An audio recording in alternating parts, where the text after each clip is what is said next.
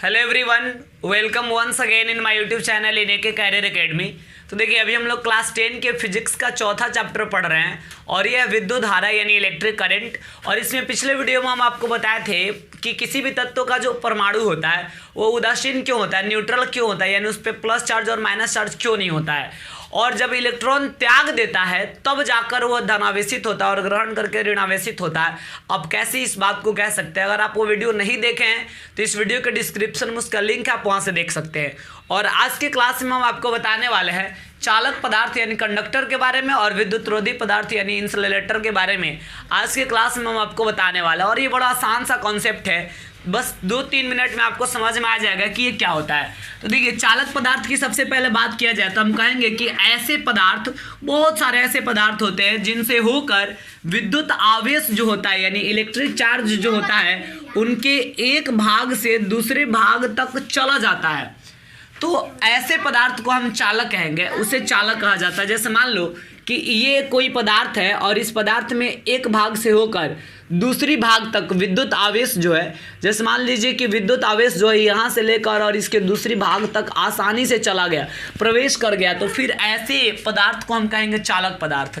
जैसे मान लीजिए जितने भी प्रकार के धातु है, मतलब विभिन्न प्रकार के धातु जैसे तांबा है, चांदी है, लोहा है, इस्पात है, जितने सारे भी मेटल्स है ये मतलब चालक पदार्थ होता है। जैसे आप देखे होंगे घरों में जनरली जो वायर वगैरह का, तार वगैरह का यूज़ किया जाता है, कॉपर का, एल्युमिनियम का तार वगैरह लगाया जाता है। कॉपर यानी तांबा का तार उसमें लगा होता है, तो कॉपर का जो तार लगा होगा तो उस तार के एक भाग से दूसरे भाग तक विद्युत आवेश जो है, इलेक्ट्रिक चार्ज आसानी से चला जाता है। तभी तो हम कह रहे हैं कि विद्युत धारा का प्रवाह हो रहा है जब आवेश एक जगह से दूसरे जगह तक जा रहा है। तो विद्युत आवेश चूंकि एक भाग से दूसरे भाग तक आसानी से चला जाता है, इसलिए हम विभिन्न प्रकार के धातुओं को यानी इन सारे मेटल्स को हम कहते हैं कि ये क्या है, चालक पदार्थ है, क्योंकि इसके एक भाग से दूसरे भाग तक आसानी से विद्युत आवेश चला गया।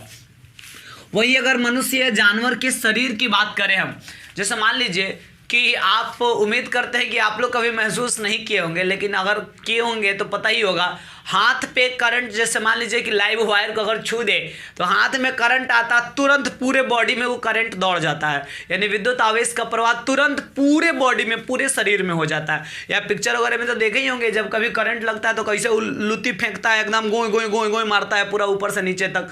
तो इसका मतलब ये हुआ कि विद्युत आवेश का प्रवाह जो है मनुष्य के शरीर हो चाहे जानवर का शरीर हो उसमें आसानी से हो जाता है, इसलिए हम मनुष्य या जानवर के शरीर को भी चालक पदार्थ कहते हैं। अब देखिए, जो ग्रेफाइट है ये कार्बन का एक अपरूप होता है।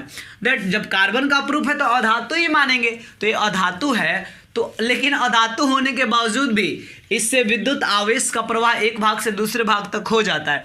अब इसके बाद हम बात करते हैं जल का, तो जल भी चालक पदार्थ है। जैसे कई बार ऐसा होता है कि आकाशीय बिजली जब गिरती है, आपको हम बताते एग्जाम्पल, या फिर ऐसे आर्टिफिशियली भी हो सकता है। मान लीजिए कि स्विमिंग पूल में कोई एकदम मज़े में नहा रहा, वाह एकदम मज़े में नहा रहा, हुआ कि कोई इलेक्ट्रिक लाइव वायर कट के स्विमिंग पूल में गिर गया, तब क्या होगा कि उसमें वो नहा रहा है दूसरे सिरे पर, दूसरे कोने पर, दूसरे अपोजिट कोने पर अगर लाइव वायर गिरा फिर भी क्या फ़र्क पड़ता है भाई। जल जो होता है ये तो चालक पदार्थ है, तो तुरंत जो है उसका करंट जो है एक भाग से दूसरे भाग तक गूंज से पहुंचेगा, जिसके चलते जब करंट उसके पास तक पहुंचेगा तो बेचारे को स्विमिंग पूल से निकलकर उसी तरह गोंद से भागना भी पड़ जाएगा। एनीवेज, तो इसलिए ये जल भी चालक पदार्थ ही माना जाता है। अब इसके बाद हम बात करते हैं विद्युत रोधी पदार्थ का यानी इंसुलेटर का। तो देखिए, ये क्या होता है, ऐसे पदार्थ जिससे होकर विद्युत आवेश जो है उनके एक भाग से दूसरे भाग तक नहीं जाता है, तो उसको हम क्या कहते हैं, विद्युत रोधी पदार्थ कहते हैं। ठीक है, जैसे मान लीजिए कि हम कांच की बात करते हैं, मोम की बात करते हैं, चमड़ा। जनरली आप देखे होंगे कि कभी भी जो इलेक्ट्रिक काम करने वाला जो मिस्त्री होता है वो चमड़ा का बना हुआ मतलब ग्लव्स वगैरह का इस्तेमाल करता है, या फिर चमड़ा का बना हुआ चप्पल वगैरह पहनता है, स्लीपर, ताकि करंट उसको ना लगे। ठीक है, कहीं लाइव वायर पे पैर पड़े तो कोई फर्क नहीं पड़े, अगर चमड़ा का चप्पल वगैरह, जूता वगैरह पहना है तो।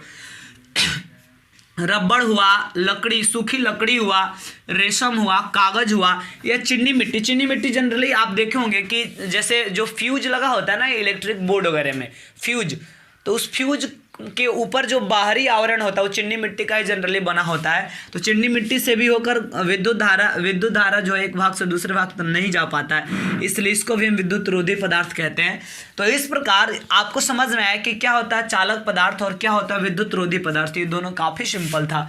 तो इस वीडियो में हम इतना ही रहने देंगे और अगले वीडियो में हम आपको बताने वाले हैं इससे आगे बढ़कर विद्युत आवेश के बारे में, यानी इलेक्ट्रिक चार्ज क्या होता है, धनावेश ऋणावेश क्या होता है और ये दोनों के क्या प्रॉपर्टीज है, इसको हम अगले क्लास में समझाएंगे।